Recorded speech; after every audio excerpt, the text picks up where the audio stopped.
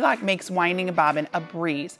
With our quick set bobbin winder, all you have to do is simply place the empty bobbin onto the bobbin winder, wrap your thread a few times around. You don't even have to take your thread and insert it through the little hole in the bobbin, and then give it a little cut on the cutter built into the bobbin winder.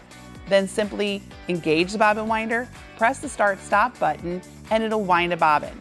But what happens when your thread isn't winding on the bobbin and it's actually winding underneath the bobbin holder? All you have to do is simply stop your bobbin winding, trim that, remove it, and remove the little holder that it's sitting on, and then you can easily get all that excess thread. So keep all those surgical tools and put them away. All you need to do is place a new bobbin on it and start winding again. It's just that quick and easy.